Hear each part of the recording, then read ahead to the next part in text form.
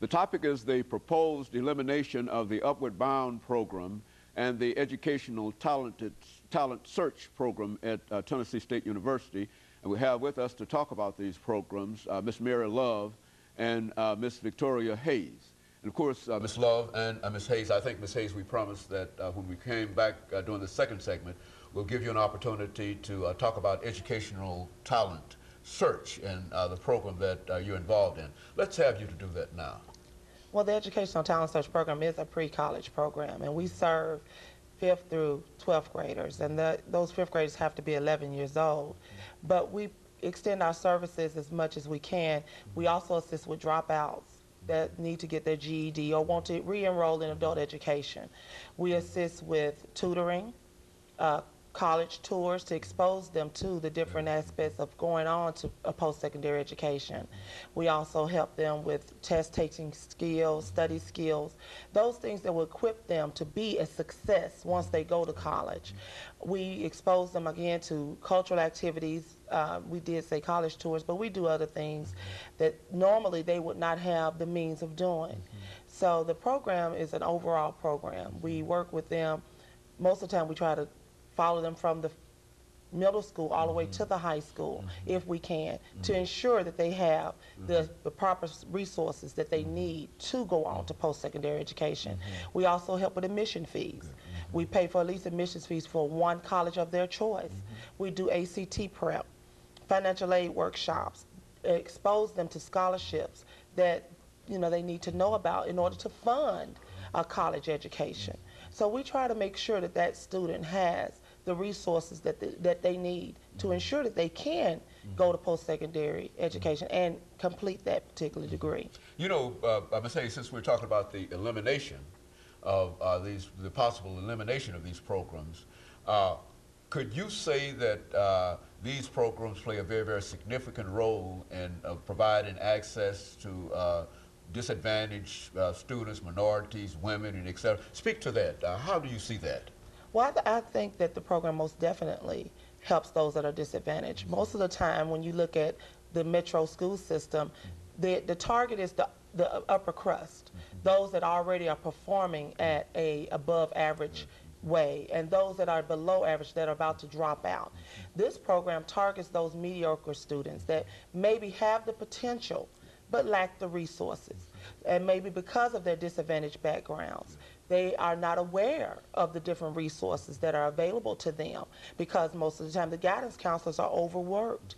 The ratio is like one counselor to maybe 500 students in 1 year, and those counselors have a job already making sure that the ones that need the actual services that they are able to receive them.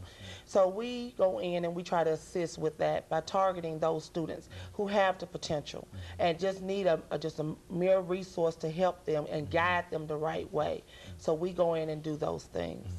You know, Ms. Love, I think Ms. Hayes has already indicated how she started with Upward Bound. And I would imagine in all of your experiences dealing with this particular program that you can tell us of just a number of success stories and whatever, and some of the things that have been accomplished. And so let's have you to talk about that. Okay.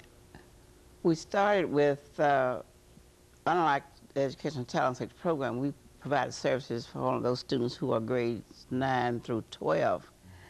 And we provide for them tutoring during the academic phase on Saturdays, and we would meet every Saturday except when they were having special holidays like the Christmas break, Thanksgiving, those kinds of things. And then during the summer we would provide for them a 6-week residential phase where they would come to class from 8 to 12, and then in the afternoon we would provide special activities for them, enrichment activities for them. They would live on campus. We provided the room for them, we provided board, and we also provide a small stipend. Not enough to allow them to purchase, but at least they would be able to purchase some items that they would need. In addition to that, we provided for them activities in the afternoon. As a matter of fact, we were with them from, well, as we said, 24/5, not 24/7, because we would have adults living on campus with them to make sure that they were following the guidelines they needed to do. And then, of course, they would escort them to breakfast. So a day with Upward Bound would start maybe around 6:30 in the morning. You get up, get to breakfast at 7 o'clock, and then class would start at 8. And students were required to take those classes that they had to take when they went back to school in September. So it really was sort of like a prep course for them for the summer, and it lasted for 6 weeks. And then at the end of the 6 weeks period, we'd always take them on a cultural trip, not necessarily to Six Flags over Georgia or Six Flags over wherever, but we would visit a lot of the educational museums, the colleges, universities, and those kinds of things. We also involved the parents with an orientation session at the beginning of each phase, and of course we also had for them a banquet at the end of the phase. So we provided for them the instruction and of course exposure to cultural trips. And we have several of our students who have graduated from high school and from college and have gone on to get master's degrees. As a matter of fact, the last year we were in operation, the year 2003 graduates, 100% of our students graduated, and 100% of those kids also enrolled in a post-secondary school. So our success rate as far as even going to college and getting out within, say, 5 or 6 years has been very high. And the elimination of all of these programs, is that what we're saying? We're saying that there's a proposed elimination of both the programs that you're talking about, right, in a real sense limiting access to a large number of individuals who are minorities, women, disadvantaged youth, and et cetera, all coming to institution of higher education campuses. That's right. And this is not only will impact your program here, but it will impact other programs. When we say Upward Bound, we're not talking about just Upward Bound at Tennessee State University.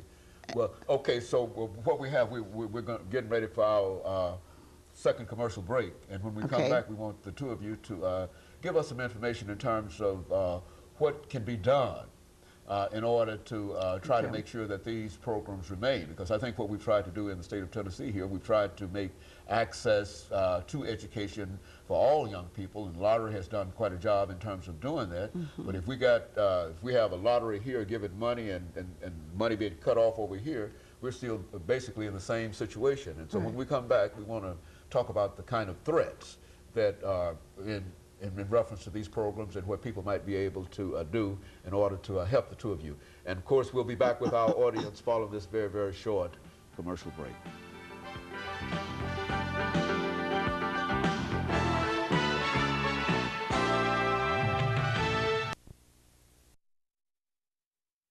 Topic is the proposed